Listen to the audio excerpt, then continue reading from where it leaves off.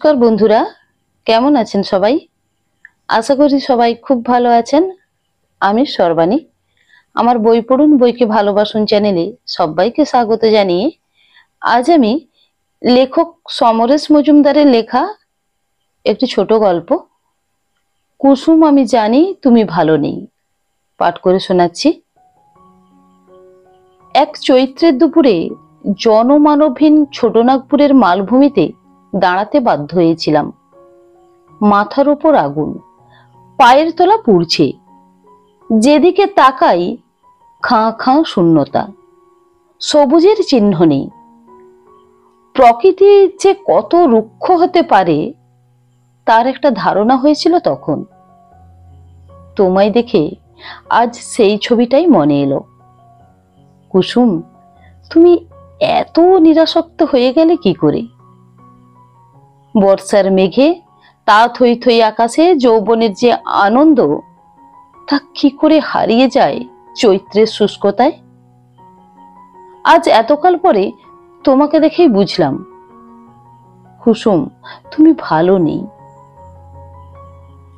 পাহাড়ের স্টেশনে নেমে চারধারে তাকানোর পর নিজেকে আগন্তুক বলে মনে হয়েছিল আমার।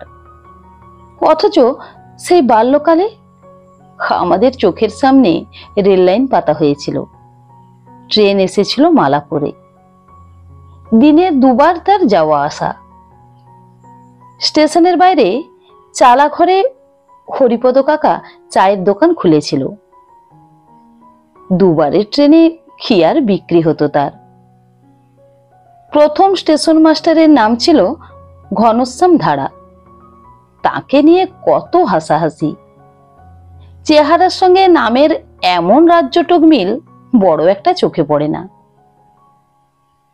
লাগোয়া রেল আবাসে ঘনশ্যাম ধারা একাই থাকতেন। টিকিট বিক্রি থেকে ট্রেনকে পতাকা দেখাতে কি আর সময় ব্যয় হতো। সারাটা দুপুর আম গাছের নিচে বসে তিনি হরিপদ কাকার সঙ্গে ফিস খেলতেন। তারপর আরো একজন বাড়লে 29। আজ আমার মনে ছবিগুলো এলো, কিন্তু হরিপদ কাকার দোকানটা বেশ বড় হয়ে গেছে। তার জায়গায় আরো 10টা দোকান, রিক্সার ভেপু, কুলিদের হইচই। শুনলাম দিনে 10 বার ট্রেন দাঁড়ায় স্টেশনে। এখনকার স্টেশন মাস্টার ছিপছিপে সুদর্শন।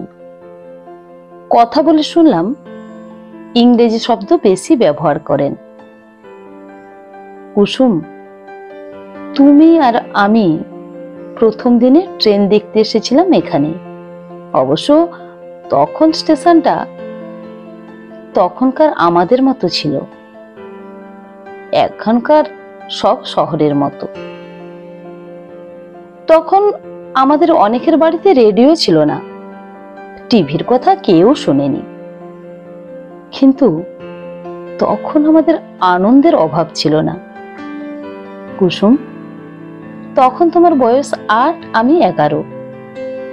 প্রথম যেদিন ট্রেন আসবে আমাদের স্টেশনে, সেদিন মফস্বল শহরটা প্রায় খাঁ খাঁ করছিল। সবাই এসে ভিড় করেছে স্টেশনের দুপাশে। দুটো লাইন সমান্তরাল ওই দিগন্ত থেকে ছুটে এসে অন্য দিগন্তে উধাও হয়ে গিয়েছে। নতুন কোট প্যান্ট, মাথার টুপি, হাতে ফ্ল্যাগ নিয়ে ঘনশ্যামবাবু উদ্বিগ্ন হয়ে পায়চারি করছেন। বড়রা তার সঙ্গে কথা বলতে চাইলে বলছেন সময় নেই। মাঝে মাঝে ধমকাচ্ছেন ট্রেন লাইনে যেন কেউ এসে না দাঁড়ায়। হরিপদ কাকা চা বিক্রি করে কুল পাচ্ছে না। এই সময় ঝমঝম করে ট্রেন এলো। ইঞ্জিনের গায়ে আগের স্টেশনগুলোর গাঁদা ফুলের মালা পরিয়ে দিয়েছে, এখানকার বড়রাও পরালেন। ঘনশ্যামবাবু গার্ডের সঙ্গে কথা বললেন।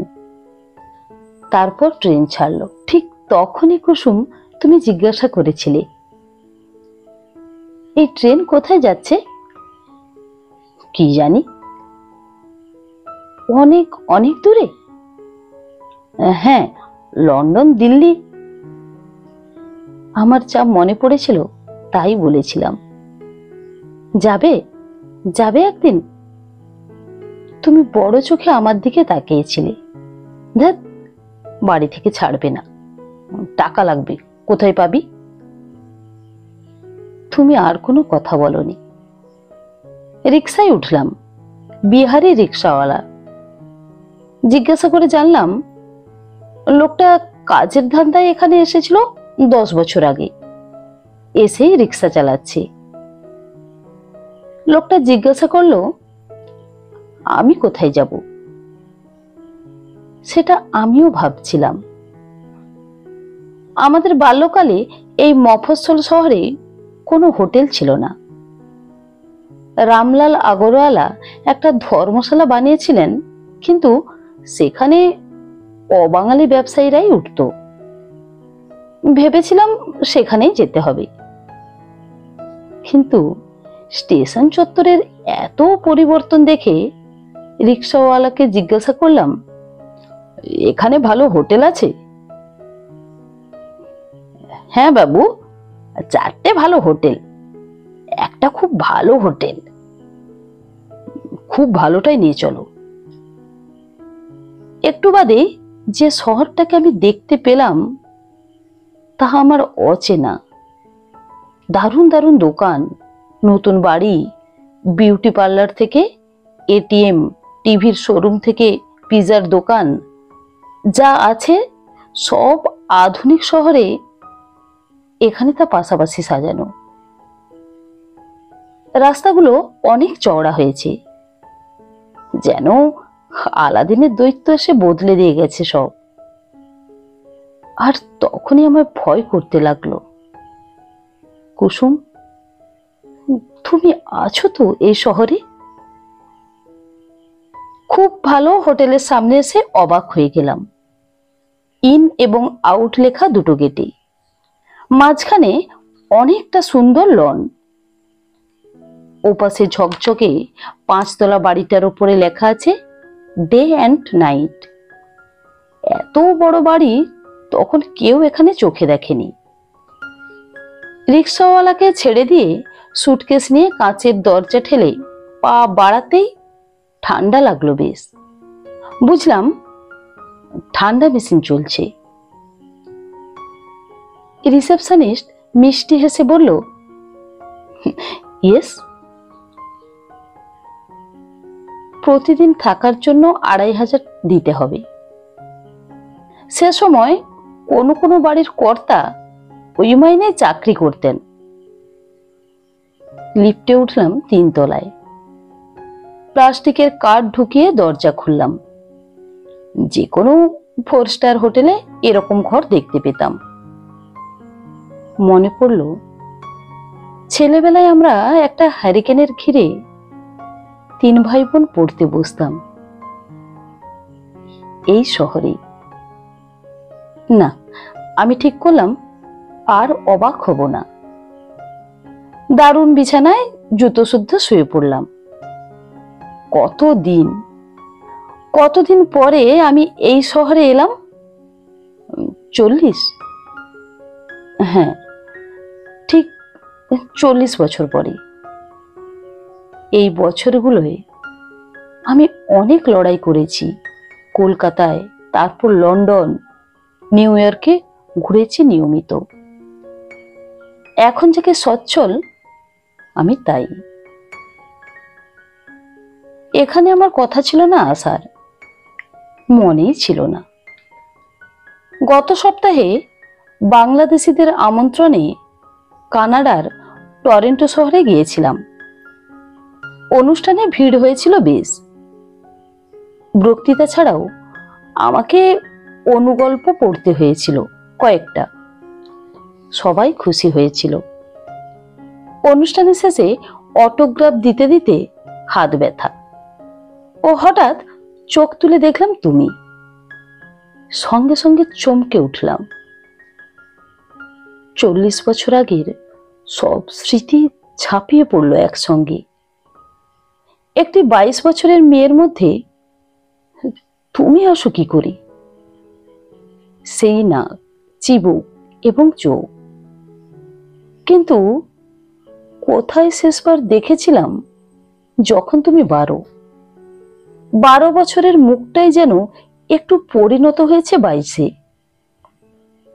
আমাকে অবাক হতে দেখে সেই মেয়ে হাসলো। কি হলো, তোমার নাম কি? ফুল। বাহ, চমৎকার। কি করো এখানে? মাস্টার্স করছি, সামনের সপ্তাহে চাকরি শুরু করব। আপনার অনেক গল্প আমার পড়া, খুব ভালো লাগে। ফুল হাসতেই আবার তোমাকে দেখলাম আমি। অনেক ধন্যবাদ। আপনি আমাকে ধন্যবাদ দিচ্ছেন কেন? আমি কত ছোট। তাছাড়া আমি আপনি যে শহরে ছিলেন সেখানেই জন্মেছি। ফুল বলল, কোন শহরে? বাহ, আপনার মনে নেই? আপনার অনেক বইতে বারবার যে শহরটার কথা লিখেছেন, ভুলে গেছেন? ও, তাই বুঝি। কোথায়, কোন পাড়ায় তোমার বাড়ি? আমার পিসির নাম কুসুম, কুসুম কুমারী। আচমকা হৃৎপিণ্ড উপড়ে এলো গলায়, কথা আটকে গেল।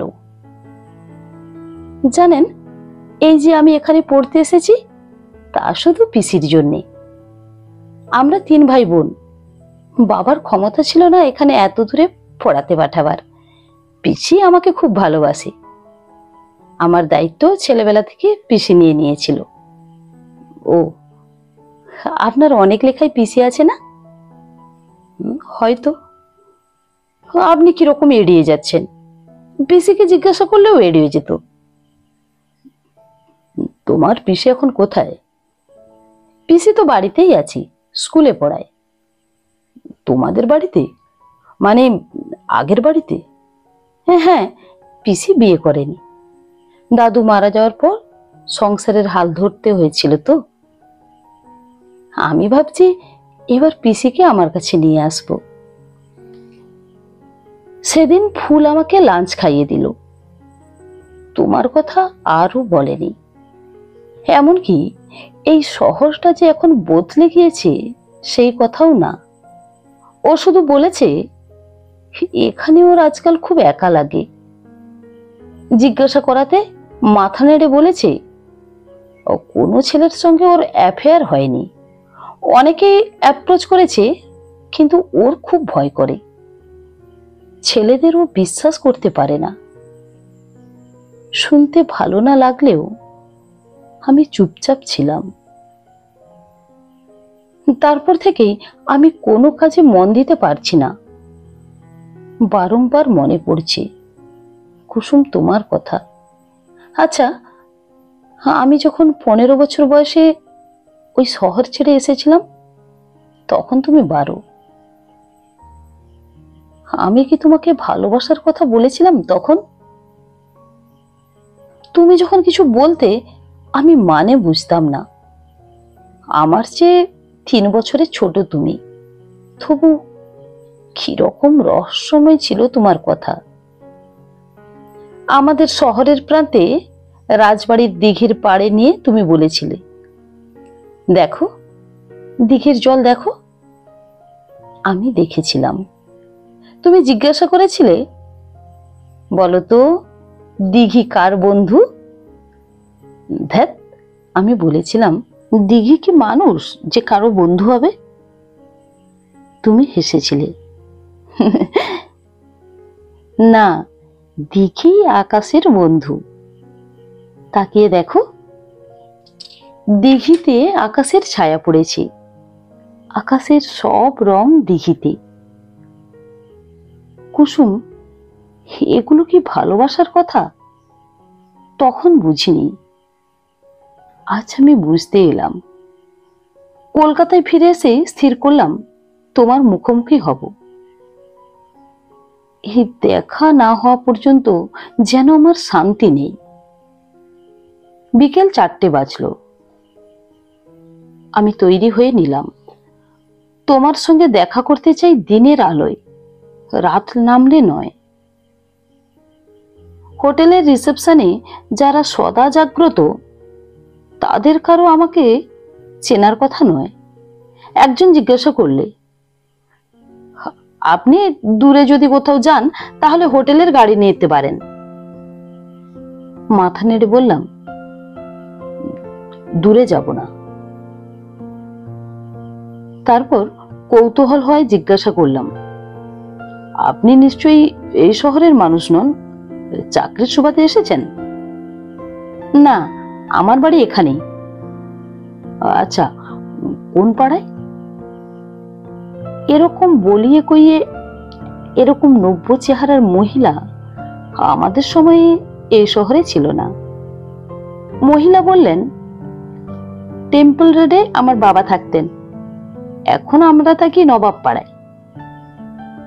টেম্পল রোড, খালের পাশের সেই সরু পথটা যেখানে কালীবাড়ি ছিল বলে ওই নামে রাস্তা হয়েছে। ওখানকার অনেকেই চিনতাম বলে ওর বাবার নাম জিজ্ঞাসা করলাম। একটা টেলিফোন অ্যাটেন্ড করে আসার সময় বললে, নিখিল চন্দ্র মিত্র। হ্যাঁ, নিখিলের মেয়ে? আপনি আমার বাবাকে চেনেন? চিনতাম। খুব ভালো লাগলো। ওকে আমার কথা বললে নিশ্চয়ই চিনতে পারবে। বাইরে বেরিয়ে এসেও ঘোর কাটলো না। নিখিল আমাদের ক্লাসের সবচেয়ে শান্ত এবং সুদর্শন ছিল, কিন্তু ওর সৌন্দর্যে মেয়েলি ভাবটা বরাবরই ছিল। কথাও বলতো একটু মেয়েলি ঢঙে। মেয়েদের সঙ্গে কথা বলার সুযোগ যারা পেত না তারা ওর সঙ্গে ভাব করে বেশ মজা পেত। জনার্দন তো ঘোষণাই করেছিল সে কোনো মেয়ের সঙ্গে প্রেম করবে না, নিখিলই ওর প্রেমিকা, ওর সঙ্গেই সারা জীবন থাকবে। সেই নিখিলের এত স্মার্ট মেয়ে ভাবতেই পারছি না। নিখিল কি তার স্বভাব এখন বদলে ফেলেছে? জনার্দনের সঙ্গে কি ওর সম্পর্ক এখনো আছে? এসব প্রশ্ন মাথায় পাক খাচ্ছে। তখন একটা রিক্সাওয়ালা আমার দৃষ্টি আকর্ষণ করার জন্য হর্ন বাজালো। রিক্সায় উঠলাম। তোমার বাড়িতে যেতে হলে শহরের অনেকটা ডিঙিয়ে যেতে হবে। তখন ছিল সরু রাস্তা, এখন সেটা বেশ চওড়া হয়েছে। বাঁদিকে গুপ্তদের পুকুরটা চোখে পড়তে জায়গাটাকে চিনতে পারলাম। পুকুরটা এখনো আগের মতোই রয়েছে, অল্প জল। হয়তো সরকারের আইন পুকুরটাকে বাঁচিয়ে রেখেছে প্রমোটারদের হাত থেকে। কিন্তু এই রাস্তার দুধারে অনেক ছোট ছোট দোকান ছিল, তারা কোথায় গেল? এখন সাইবার ক্যাফে, বিউটি পার্লার, আধুনিক ফাস্টফুডের দোকান পরপর দারুণ ভাবে সাজানো। মোড়ের মাথায় এসে মনে পড়ল যতীন কাকার কথা। ওর ভাইপো বুলু আমাদের সঙ্গে পড়তো।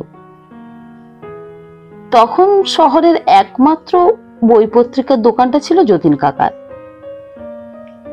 দোকানটা ভেঙে রাস্তা হলেও পাশের দোতলা বাড়ির একতলায় সাইনবোর্ডটা দেখতে পেলাম, বই টই। হ্যাঁ, ওই নামটাই ছিল তখন, কিন্তু আমরা বলতাম যতীন কাকার দোকান। রিক্সাওয়ালাকে দাঁড়াতে বলে নিচে নামলাম। বাইরে থেকে বুঝিনি, ভেতরে বেশ ভিড়, আর দোকানটাও ঢের বড়। আগে যা ছিল তার 3 গুণ। 4টি যুবক খদ্দের সামলাচ্ছে। ভেতরের ক্যাশ কাউন্টারে বসে আছেন যে বৃদ্ধ, তার ভুরুর চুল সাদা, চুলের কোথাও কালো নেই। আমার মনে যতীন কাকার যে চেহারাটা ভাসছে তার সঙ্গে অনেক তফাৎ। মনের ছবির মুখে কিছু বলি রেখা চুল ভুরু সাদা করে দিতেই এই মুখটি তৈরি হলো। কি বই দেব? বই চাই না, ওর সঙ্গে একটু কথা বলতে চাই। চোখের ইশারায় যতীন কাকাকে দেখালাম। যুবক যতীন কাকাকে জানাতে তিনি আমার দিকে তাকিয়ে চিনতে চেষ্টা করেও না পেরে উঠলেন। এখনো পাজামা পাঞ্জাবি পরেন দেখছি। কাউন্টারের ধারে এসে বললেন, বলুন, আপনি কি যতীন কাকা? সঙ্গে সঙ্গে কপালে ভাঁজ পড়ল। এখন আমাকে সবাই দাদু বলে। আপনি কি আমার ভাইপোর বন্ধুদের কেউ? দাঁড়াও। চোখ বন্ধ করলেন যতীন কাকা। শম্ভু, শম্ভুনাথ? না, নিজের নাম বললাম। ও হে, হ্যাঁ তাই তো। তোমার ছবি তো বইয়ের পেছনে প্রায়ই দেখি। তাছাড়া তোমার মুখাবয়বেরও তেমন পরিবর্তন হয়নি। এসো, ভেতরে এসো। ভেতরে ঢুকলাম। আদর করে বসতে বললেন। বললাম, আপনার দোকানও বেশ বড় হয়েছে। তা হয়েছে, তবে সেটা স্কুল বইয়েরই কল্যাণে। তুমি এখন বিখ্যাত লেখক হয়েছ। এই আমার দোকানে তোমার প্রচুর বই। স্কুলের প্রাইজ হিসাবে তোমার বইয়েরও চাহিদা আছে। এই তো দেখো, সামনের সপ্তাহে গার্লস স্কুলের প্রাইজ ডিস্ট্রিবিউশনের লিস্টে তোমার অনেক বই আছে। কথা শেষ করে একজনকে ডাকলেন। গার্লস স্কুলের কুসুম দিদিমণি যে লিস্টটা দিয়ে গেছেন, ওটা আনতো। লিস্ট এলো। এটা কি তোমার হাতের লেখা? কিছুক্ষণ কথা বলার মধ্যেই প্রচারিত হয়ে গেল আমি কে। একজন ক্রেতা আমার বই কিনে এগিয়ে দিলে অটোগ্রাফের জন্য। অটোগ্রাফ দেওয়ার পরে যতীন কাকা জিজ্ঞাসা করলেন, কতদিন আছো? ঠিক নেই কিছু। তুমি এই শহরের ছেলে, এখানে ফিরে এসেছো, এটা সবার জানা দরকার। একটু প্রচার করলেই দেখবে লোকজন চলে আসবে। তাহলে কাল বিকেলে আমার দোকানে তুমি থাকছো, এটাই বলার ব্যবস্থা করি। কুলুর সঙ্গে যোগাযোগ আছে? না। ও কোথায়? অস্ট্রেলিয়ায়। যোগাযোগ তো দূরের কথা, একটা চিঠিও লেখে না। আমি উঠলাম। যতীন কাকু বারংবার বললেন কাল ওখানে যাওয়ার জন্যে। রিক্সায় বসে ভাবলাম, হয়তো লোকজন আসবে, আমার বই কিনে অটোগ্রাফ নেবে।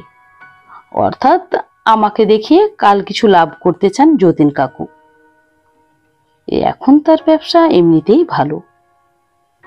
তবুও আমি সেই ছোট্ট দোকানটায় বসে উনি যখন সারাদিনে ৩-৪ জনের বেশি খদ্দের পেতেন না, তখনও ওকে অন্যরকম লাগতো আমাদের। দোকানে গেলেই বললেন, সুকুমার রায় আর অবনীন্দ্রনাথ পড়ো, না পড়লে জীবনটাকে দেখার চোখ তৈরি হবে না।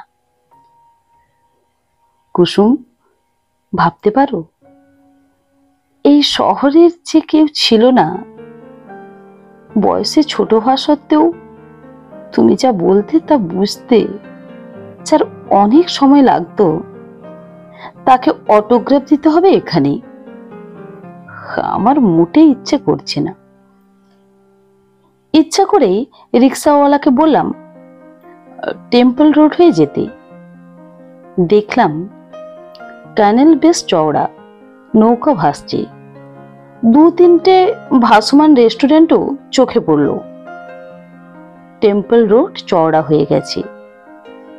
নিখিলদের বাড়িটাকে ঠিক ঠাউর করতে পারলাম না। একদিকে ক্যানেল, অন্যদিকে সারি সারি নতুন দোতলা বাড়ি। একটু বেশি আস্থা রেখেছিলাম নিজের উপর। নিখিলের মেয়ের কাছ থেকে ঠিকানা নিয়ে আসা উচিত ছিল। খোঁজাখুঁজি করলে হয়তো পাওয়া যেত, কিন্তু তাতে দিনের আলো নিভে যেত। রিক্সাওয়ালাকে বললাম, তোমার পাড়ায় নিয়ে যেতে। নদীর ধারে তোমাদের বাড়ি। আমার ফুলমাসি থাকতেন ঠিক তোমাদের পাশের বাড়িতেই। আমরা তখন খুব ছোট। ফুলমাসির বাড়িতে গেলেই তুমি চলে আসতে। তোমার যখন 6 বছর বয়স, তখন দারুণ ক্যারাম খেলতে, পরপর 5টা গুটি গর্তে ফেলতে অনায়াসে। দেখলাম অনেক নতুন বাড়ি হয়েছে ওই পাড়ায়। তারপর বাঁধটার কাছে এলাম। বাঁধের গায়ে রাস্তা। রিক্সাওয়ালা জানালো নদীকে বাঁধা হয়েছে যাতে পাড়া ভাসিয়ে দিতে না পারে। শেষ পর্যন্ত তোমাদের বাড়ি। না, টিনের চালটা নেই, একতলা সিমেন্টের সুন্দর ছিমছাম বাড়ি, বাইরে বারান্দা।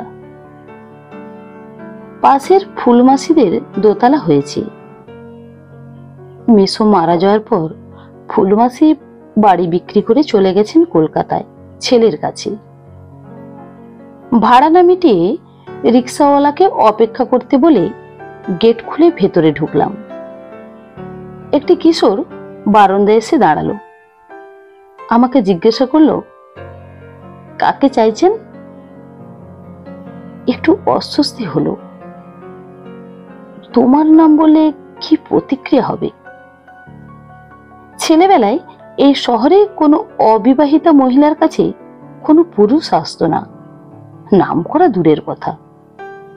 হেসে জিজ্ঞাসা করলাম, তোমার নাম কি? অনুপম। বাহ, খুব সুন্দর নাম। কে দিয়েছে? পিসিমণি। তাই বলো, তিনি আছেন? আছেন। আপনি কি পিসিমণিকে চাইছেন? থম ধরল বুকে। কুসুম, আমরা কি কেউ কাউকে কখনো দেখেছি? ওর সঙ্গে দেখা করতে এলাম। এখন তো দেখা পাবেন না। কেন? বিকেল হলেই পিসুমণি মন খারাপ হয়ে যায়, কারোর সঙ্গে কথা বলে না, বিছানায় শুয়ে গীতবিতান পড়ে চুপচাপ। কিশোরের কথার মধ্যেই একজন মধ্যবয়সী মহিলা দরজায় এলেন। আপনি কোত্থেকে আসছেন? আমি নাম বললাম। আপনি কি লেখক? হ্যাঁ, ওই আর কি। ওহো, বসুন প্লিজ। বারান্দায় সাজিয়ে রাখা চেয়ার দেখে এগিয়ে দিলেন মহিলা। আমরা আপনার লেখার খুব ভক্ত। আমার মেয়ে ফুল। হ্যাঁ, আপনি জানলেন কি করে? ওর সঙ্গে দেখা হয়েছিল আমেরিকায়। আচ্ছা, দেখুন তো, গতকাল ফোন করেছিলাম অথচ একবারও বলেনি। ও আপনার প্রায় সব লেখাই পড়েছি। বসুন। মহিলা আন্তরিক। বসলাম। আপনার মতো একজন মানুষ আমাদের বাড়িতে এসেছেন, ভাবতেই ভালো লাগছে। আপনার বাড়িও তো এই শহরে ছিল, তাই না? হ্যাঁ, এখানেই আমি জন্মেছি। এই নিয়ে খুব গর্ব আমাদের। যখনই এই শহরের কথা লেখেন তখন সবাই খোঁজে পরিচিত কে আপনার লেখায় এলো। আপনি বসুন, দিদিকে ডেকে দিচ্ছি। যদি ব্যস্ত থাকে তাহলে বিরক্ত করার দরকার নেই। মহিলা হাসলেন। দিদি স্কুল থেকে ফিরে একটু আরাম করে বলেই ওদের বোঝানো হয়েছে মন খারাপ, তাই কথা বলবে না, নইলে এত বকবক করে মাথা ধরিয়ে দেয়। আপনি চাই চিনি দুধ খান? ওই, হ্যাঁ, আমি নর্মাল চা খাই। মহিলা ভেতরে চলে গেলে অনুপম জিজ্ঞাসা করলো, আপনি দিদিকে কিরকম দেখলেন? মোটা না রোগা? কোনোটাই নয়, খুব সুন্দর। এই সময় ভেতর থেকে তার মায়ের গলা ভেসে আসতেই সে বলল, চলি। বারান্দায় বেতের চেয়ারে বসে দেখলাম বাঁধের ওপর ধীরে ধীরে সন্ধ্যা নামছে। এখানে বসলে আর নদী দেখা যায় না।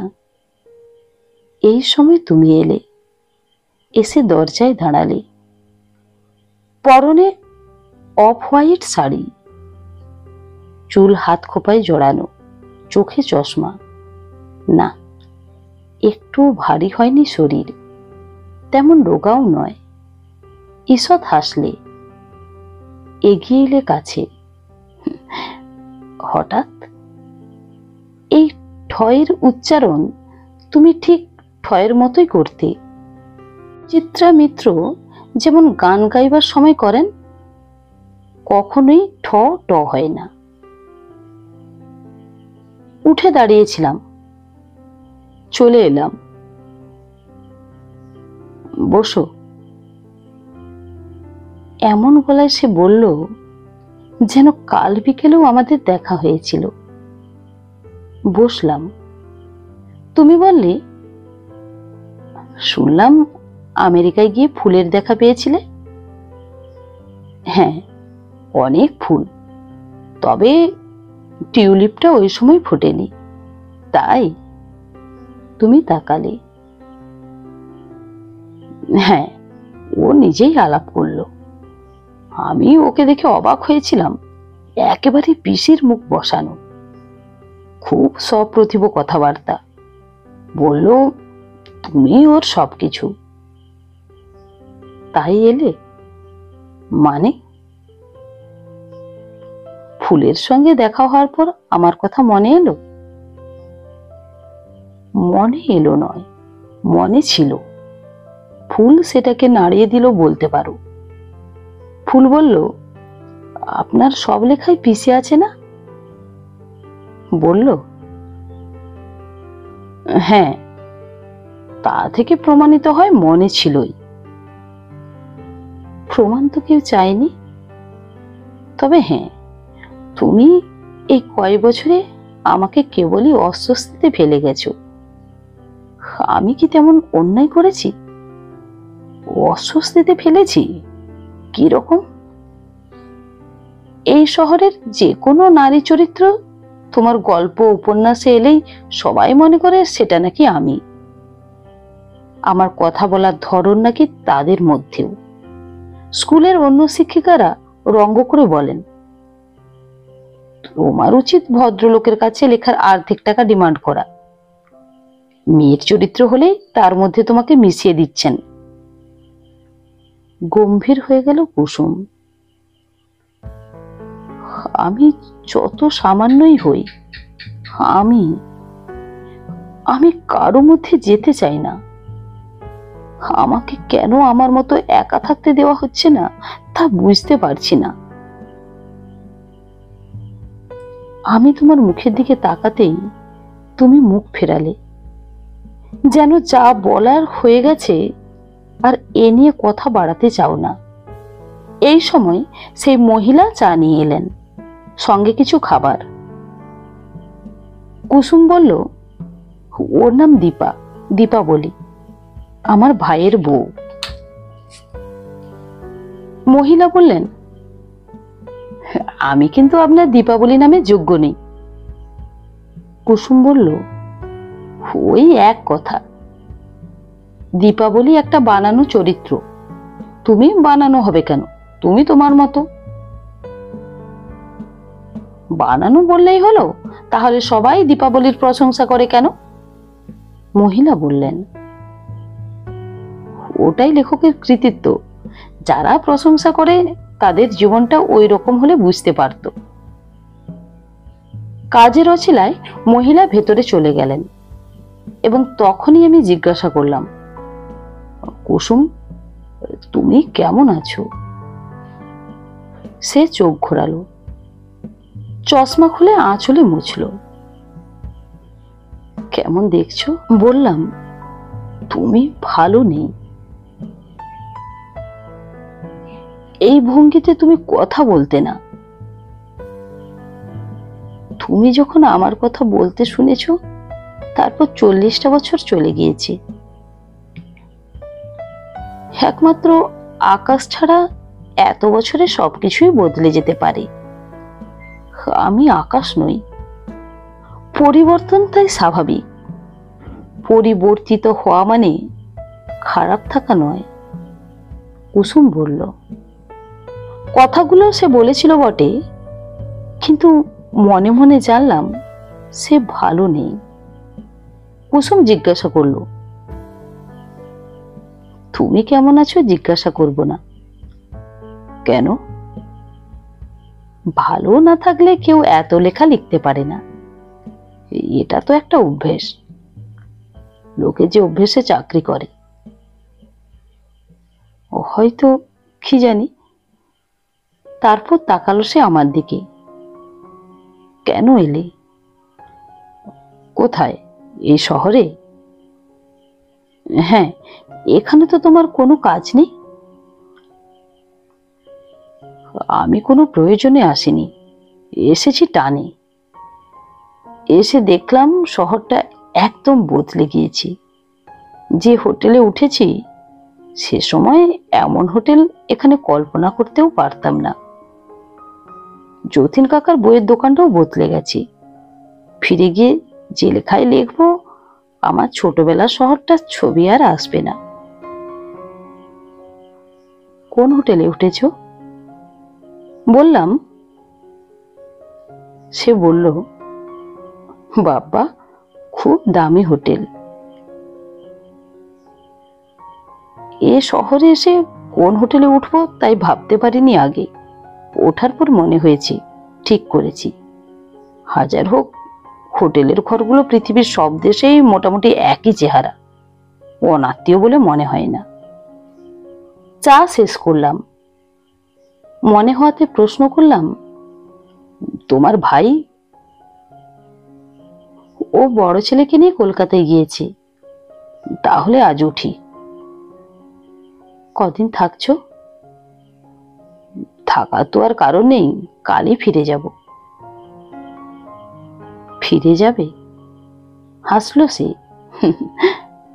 যাও। উঠে দাঁড়াতেই মহিলা এবং কিশোর চলে এলেন। মহিলা বললেন, কাল ছুটির দিন, দুপুরে এখানেই খাবেন। কুসুম বলল, উনি কাল সকালেই চলে যাচ্ছেন। সে কি, কবে এসেছেন? বোধহয় আজকেই। তাই তো? কুসুম আমার দিকে তাকালো। মাথা নেড়ে হ্যাঁ বললাম। আহা, আর একটা দিন থেকে যান না?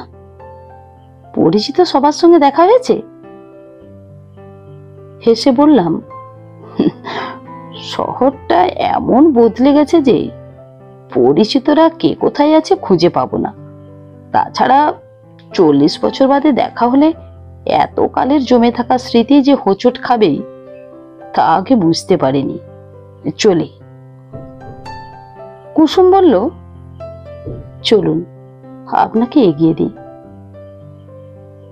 কিশোর জিজ্ঞাসা করলো, পিসি, আমি তোমার সঙ্গে যাব? তার মা ধমক দিল, তুমি যাও, পড়তে বসো, সন্ধে হয়ে গিয়েছে। নিচে নেমে বললাম, এগিয়ে দেওয়ার দরকার নেই, সামনেই রিক্সা রয়েছে। থাক না, ও নিচের রাস্তা দিয়ে বাঁধের শেষে যাক, আমরা বাঁধের ওপর দিয়ে হেঁটে ওখানে পৌঁছে গেলে আপনি চলে যাবেন। রিক্সাওয়ালাকে তাই বলা হলো। ধাপে ধাপে পা ফেলে যখন বাঁধের ওপর উঠে এলাম, তখন নদীর জল আরো কালো হয়েছে। বললাম, বাঁধ দিয়ে বন্যা বন্ধ হয়ে গেছে। হ্যাঁ, বাঁধটা সেজন্যই দেওয়া। কুসুম বলল, চারপাশ এখন পাতলা অন্ধকার, একটু হালকা বাতাস বয়ে গেল। আমরা নদীর দিকে মুখ করে দাঁড়িয়েছিলাম। বললাম, কুসুম, তুমি সংসারী হলে না কেন? সে কি, এতকাল তো সংসারই করছি। হাসলো সে। বলো, বিয়ে করিনি কেন? বেশ, তাই। বিয়ের বয়স যখন হলো তখনই বাবা চলে গেলেন।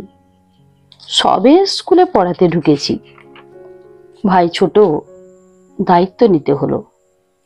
তারপর একটা বর খুঁজে আনবে তেমন কেউ পাশে ছিল না। কথাটা কি বিশ্বাস্য? সেটা তুমি যেমন ভাবো। মিথ্যে নয়, স্কুলের সহকর্মীরাও চেয়েছিলেন শহরের কাউকে বিয়ে করেই যাতে স্কুলের চাকরিটা থাকে। উদ্যোগীও হয়েছিলেন কেউ কেউ। আমি রাজি হইনি এই শহরের কাউকে বিয়ে করতে। কেন? তোমার প্রথম গল্প যেটা দেশ পত্রিকায় বেরিয়েছিল, সেটা পড়ার পর মনে হয়েছিল এই শহরের কাউকে বিয়ে করাটা ভুল হবে। কিন্তু কেন ব্যাখ্যা করতে পারবো না। কারোর সঙ্গে বন্ধুত্ব হয়নি। বন্ধুত্ব মানেই তাকে স্বামী হিসাবে ভেবে নেওয়া নয়। তুমি হয়তো জানো না, এখানকার সবাই জানে তোমার সঙ্গে আমার গভীর প্রেম আছে। ওরা ভুলে যায় তুমি 15 আর আমি 12, সেই আমাদের শেষ দেখা। আসলে লিখে লিখে তুমি এই ভাবনাটা ওদের মনে ঢুকিয়েছ। তাতে তুমি হয়তো বিখ্যাত হয়েছ, কিন্তু আমার চারপাশে একটার পর একটা পাঁচিল উঠেছে। বিষণ্ণ গলায় বলল সে। কিন্তু আমি তোমাকে আহত করতে কোনো লেখা লিখিনি। তোমার নাম বা তোমাকে চিনতে পারা যাবে এমন কোনো সূত্র আমার লেখায় ছিল না।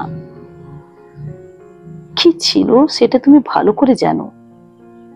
হাঁটতে শুরু করলো কুসুম। তারপরে হেসে ফেললো আলতো শব্দ করে। তুমি ভেবো না আমি কোনো অভিযোগ করছি। কেউ একজন বহু দূর থেকে আমায় কিভাবে দেখছে, আমায় কি ভাবছে, তা আবিষ্কারের মধ্যে অদ্ভুত আনন্দ তো আছে। কি করব বলো, আমি তোমাকে ছাড়া ভাবতে গেলে অসাড় হয়ে যাই। তাই যে চরিত্র আমার নয় তার মধ্যেও আমাকে মিশিয়েছ। হ্যাঁ, স্বীকার করলাম। সেই ভাবনা, আমাকে নিয়ে ভাবনা তোমার মনে কবে এসেছে? সেই প্রথম লেখা থেকে। তোমার সঙ্গে শেষ দেখা হওয়ার অন্তত 8 বছর পরে। ততদিনে তুমি বিবাহিত। না, তারও 3 বছর পরে। তিনি জানেন? জানি না। শুনেছি তুমি এখন একা থাকো। হ্যাঁ। সে আর কথা বলল না। আমরা বাসের শেষে চলে এসেছিলাম। কুসুম বলল, এবার ফিরে গিয়ে যা লিখবে সেখানে নিশ্চয়ই আমি থাকবো না। কারণ যে আমাকে এতকাল মনে রেখেছিল তার সঙ্গে এই আমার কোনো মিল দেখতে পেলে না। আর যাই হোক, এই আমাকে নিয়ে তো লেখা যায় না।